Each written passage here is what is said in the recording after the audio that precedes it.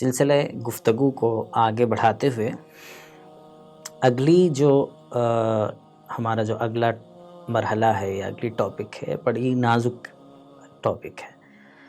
ہر زمانے میں یہ چیز دیکھی گئی ہے اور دیکھی جا رہی ہے اور دیکھی جائے گی آئندہ، کہ جب بھی اچھے لوگ ہوتے ہیں تو اس موقع پر کچھ نہ کچھ ان کے نقص بیان کرنے والے، ان کے نقائص بیان کرنے والے، ان کی زندگی سے وہ چیزیں جو کوئی معنی مطلب ہے کہ ایسی نہیں تھی یا اس کی طرف کچھ غلط چیزیں منسوب کر کے پیش کر کے لوگوں کو ان کے سلسلے میں غلط فہمی کا شکار کرا دیتے ہیں، اور اس کی وجہ سے جو لوگ وہ چیزیں دیکھتے ہیں یا سنتے ہیں تو اب ان کو شک ہو جاتا ہے کہ یہ تو ایسے نہیں تھے۔ انبیاء علیہ السلام کے بعد میں جو انسان ہیں، جتنے انسان ہیں وہ سب انسان ہے۔ انسان ہونا اور اس سے کسی چیز کا صدور ہونا وہ بعید نہیں ہے، یعنی وہ انسانی زندگی کا ایک خاص حصہ ہے، خاصہ ہے۔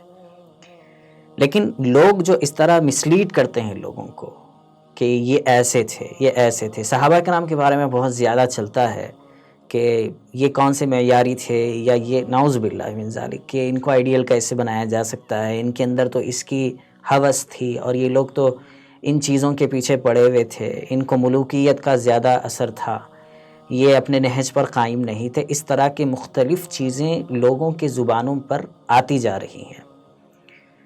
اس سلسلے میں جو لوگ ان جیسی باتوں کو اٹھاتے ہیں وہ تو اپنی جگہ ہے، لیکن امت کا ایک بڑا طبقہ قرآن و حدیث، سیرت، فقہ وغیرہ اور قرآن کے جتنے ریسورسز ہیں اس کے اوپر گہری نظر رکھنے والا جو طبقہ ہے، ان کا اس بارے میں کیا موقف ہے، جس کو ہم اہل سنت والجماعت کہتے ہیں، کہ جو سنت پر اور صحابہ کی جماعت پر چلتی ہے۔ اس کی ایک مثال ہم ایسے بھی سمجھ سکتے ہیں کہ جب بھی کوئی نئی چیز معاشرے کے اندر آتی ہے تو اس میں کہنے والے بہت سارے لوگ بہت ساری چیزیں کہتے ہیں، لیکن اس وقت میں نگاہ ایک سنجیدہ قسم کے شخص کی ان لوگوں پر ہوتی ہے کہ اس کا ایکسپرٹ کیا کہتا ہے۔ جیسے کووڈ کا مرحلہ ابھی گزرا ہمارے درمیان میں، تو اس وقت میں مختلف لوگوں نے الگ الگ باتیں کی، لیکن سنجیدہ پڑھا لکھا طبقہ یہ جاننے کی کوشش میں تھا کہ بھئی یہ میڈیکل فیلڈ سے ریلیٹڈ مسئلہ ہے، اس لیے ہمیں اس کے ایکسپرٹس سے جانا ہے کہ یہ کیا کہتے ہیں۔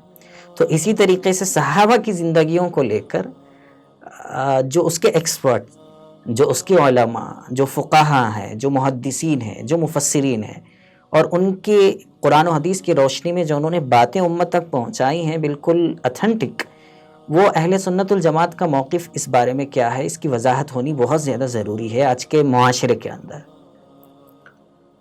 جب یہ گفتگو سامنے آ چکی کہ صحابہ وہ جماعت ہے جس کا ایمان بھی معیاری ہے، جی، نمونہ ہے، ان کا عمل بھی نمونہ ہے، ان کا تقوی بھی نمونہ ہے، جی، سراپا وہ اپنے قول میں، فعل میں، عمل میں، زندگی میں ہر اعتبار سے امت کے لیے حجت ہیں، قابل اقتداء ہیں، قابل اتباع ہیں، تو پھر اہل سنت والجماعت اپنے تمام متبعین کے لیے بلکہ پوری انسانیت کے لیے جی، جو ایک روح اور اسپرٹ اور ایک اہم طبقہ ہے، جیسے آپ نے فرمایا کہ ہر زمانے میں اسی کو دیکھا جائے گا جو اس لائن کے اور اس شعبے کے ماہر ہوتے ہیں، جی، ہر ایرے غیرے کی بات سنی نہیں جائے گی۔ دوسری چیز یہ ہے کہ زمانہ اتنا دور آ گیا زمانے نبوت سے، جی، تو جو خیر اللہ کے نبی علیہ السلام اور نبی علیہ السلام کے زمانے کے بعد 3 دور تک جو خیر تھا، جی، اب زمانہ ہر دن تنزلی کی طرف ہی جاتا ہے، جی، اور جو نمونے ہمیں پہلے زمانے میں ملتے ہیں جی، وہ اب نہ ملیں گے اور نہ آئندہ مل سکتے ہیں۔ بالکل صحیح۔ آئندہ حضرت مہدی اور حضرت عیسیٰ کے سوا جی، کسی اور کے بارے میں گواہی نہیں دی جا سکتی کہ وہ بہترین آئیڈیل اور نمونہ بن سکتے ہیں امت کے لیے۔ جی، تو صحابہ کے متعلق اہل سنت والجماعت کا موقف اور نظریہ یہ ہے جی، کہ جو شخص صحابہ کے شان میں لعن طعن کرے گا، نامناسب باتیں کرے گا، جی، گالیاں دے گا، تنقیص، تحقیر، توہین کا کوئی بھی پہلو ان کے متعلق بولے گا، جی، عمل سے ہو، زبان سے ہو یا کسی بھی اعتبار سے، جی، تو یہ اس کا عمل ناجائز اور حرام ہے، جی، اور ایسا شخص زندیق، بے دین، فاسق اور فاجر کہلائے گا۔ اللہ اکبر۔ چنانچہ جو حوالہ جات یہاں پر نوٹ ہیں، اس میں اللہ کے نبی علیہ السلام کی ایک حدیث ہے جو انصار صحابہ سے متعلق آپ نے فرمایا، لا يحبهم الا مؤمن ولا يبغضهم الا منافق، صحابہ سے محبت کرنے والا ہی مومن ہو سکتا ہے جی اور صحابہ سے نفرت کرنے والا وہ منافق ہی ہو سکتا ہے۔ جی یہ بڑی تاکید کے ساتھ اللہ کے نبی علیہ السلام نے فرمائی، جی لا يحبهم الا مؤمن، یعنی تاکید والا ہے، لا الہ الا اللہ کی طرح، جی سوائے رب کے کوئی معبود نہیں، ایسے سوائے مومن کے کوئی ان سے محبت نہیں کرتا، بالکل اور سوائے منافق اور فاجر کے کوئی ان سے نفرت نہیں کرتا۔ جی تو نفرت والا پہلو چاہے صراحت کے ساتھ ہو، چاہے وہ انڈائریکٹ ہو، کنایتاً ہو، کسی بھی طرح کا پہلو صحابہ کی شان میں مناسب نہیں ہے۔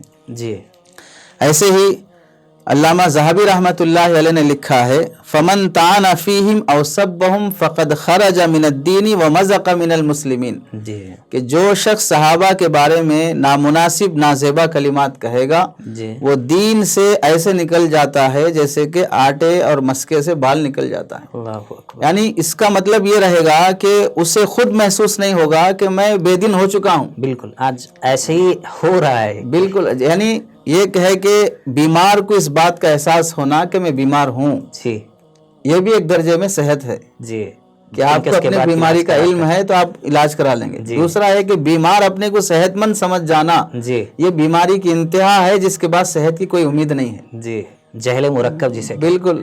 تو اب جو شخص صحابہ کے بارے میں برا بھلا کہے گا وہ دین سے ایسے نکل جائے گا کہ اس کا بے دین ہونے کا احساس بھی اس سے ختم ہو جائے گا۔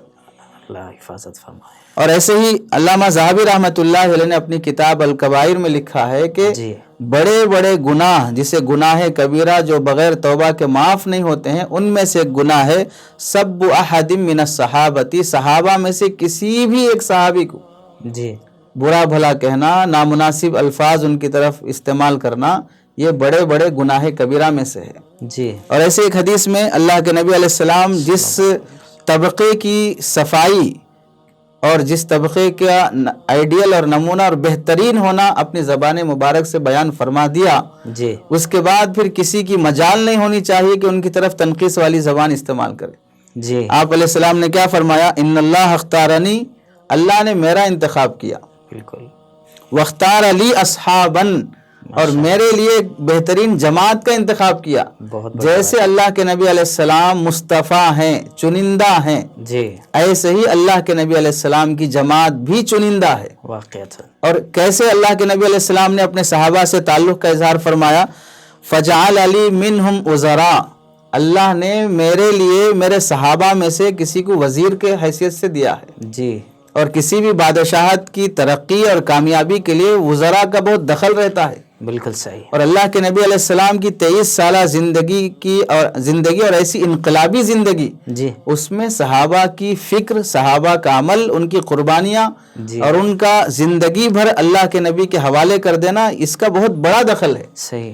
اس کی ترجمانی آپ علیہ السلام نے فرمائی، وجعل علی منہم وزراء، اللہ نے ان میں سے میرے لیے مشیر بنائے، میرے لیے وزیر اور رائٹ ہینڈ بنائے۔ جی اور پھر آپ نے فرمایا وانصارن، میرے لیے مددگار بنائے۔ جی حضرت خدیجہ رضی اللہ تعالیٰ عنہ، صدیق اکبر رضی اللہ تعالیٰ عنہ، ابتدائی دور کے وہ صحابہ جو ایمان لانے کے بعد محنتیں، مجاہدے، مشقتیں برداشت کی، جسے سن کر رونگٹے کھڑے ہو جائیں گے۔ جی تو ایسے مددگار جماعت اللہ کے نبی علیہ السلام کے لیے منتخب کر کے دی گئی۔ آپ نے فرمایا واسحارن، اور میرے لیے اللہ تعالیٰ نے ان میں سے سسرالی رشتے والے بنائے، جی جو ازواج مطہرات ہیں، اہل بیت ہیں جی اور صحابہ اکرام ہیں، جن سے اللہ کے نبی علیہ السلام کا ازدواجی رشتہ ہے۔ جی اور آپ نے فرمایا فمن سبہم فعلیہ لعنت اللہ والملائکۃ والناس اجمعین۔ جی یہ بہت اہم چیز ہے۔ جی آپ علیہ السلام نے فرمایا جو صحابہ کو برا بھلا کہے گا جی اس پر اللہ کی لعنت ہے، اللہ فرشتوں کی لعنت ہے، تمام انسانوں کی لعنت ہے۔ اب اس میں دیکھیے اللہ کے نبی نے مسلمانوں کی لعنت نہیں فرمائی، تمام انسانوں کی لعنت ہے۔ جی جی یعنی وہ شخص اگر کسی جماعت کے ساتھ مل کر بھی جو صحابہ کو برا بھلا کہہ رہا ہے، وہ یہ سمجھ رہا ہو کہ میرے ساتھ فلاں جماعت ہے، فلاں گروپ ہے، در حقیقت وہ گروپ بھی اس پر لعن طعن کر رہا ہوگا، جی جی وہ بھی اس سے بیزار ہوگا۔ جی اور آپ نے فرمایا لا يقبل اللہ معہ یوم القیامت صرفا ولا عدلا، اور قیامت کے دن ایسے شخص کی کوئی نیکی قبول نہیں کی جائے گی سب سے بڑی ڈرنے کی بات سب سے بڑی محرومی ہے یہ. زندگی بھر عمل کر کے آدمی خالی ہاتھ فقیر پہنچے گا وہاں پر. جی.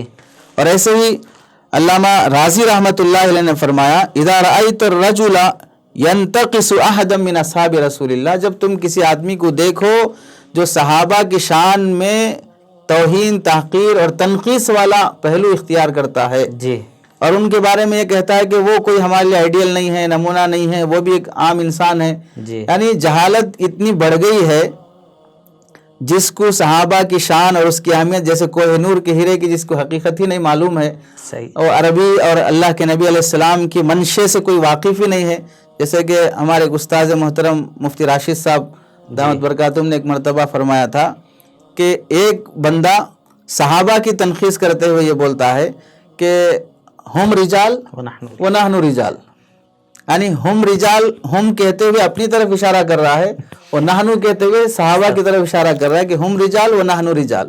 یعنی ہم کا مطلب سمجھ رہا ہے ہم رجال، نحنو کا مطلب سمجھ رہا ہے وہ رجال. یعنی جسے عربی کی اس بنیادی ضمائر کی واقفیت بھی نہیں ہے، جبکہ ہم کا مطلب وہ دے کا اندر ہے، جیسے ہم کا مطلب وہ ہے، جی، اور نحنو کا مطلب ہم ہے، جو ہم کو ہم سمجھ رہا ہے. صحیح ہے. تو ایسا بندہ بھی زبان درازی کر رہا ہے صحابہ کے متعلق. تو یہ بہت ہی خوف کی بات. اور آگے حضرت راضی رحمۃ اللہ علیہ لکھتے ہیں کہ سارے کے سارے صحابہ کے متعلق کہ دیکھیے ان الرسول حق، اللہ کے رسول برحق ہیں، برحق ہے. اللہ کی کتاب برحق ہے، اور اللہ کے نبی نے جو دین لے آئے وہ دین بھی برحق ہے. جی. لیکن یہ تمام برحق چیزوں کا ہم تک پہنچانے والے صحابہ بھی برحق ہیں. جی. اگر ان کو برحق نہیں مانا جائے گا اور ان کو غلط مانا جائے گا تو یہ ساری حق چیزیں ہم تک پہنچنے میں پھر یہ حق پر نہیں رہیں گی. جی. یہ غلط ہو جائیں گی. جی. یعنی اگر واسطے اور راستے کو غلط مانا جائے گا جی. تو پھر آدمی حقیقت تک ہرگز نہیں پہنچ سکتا.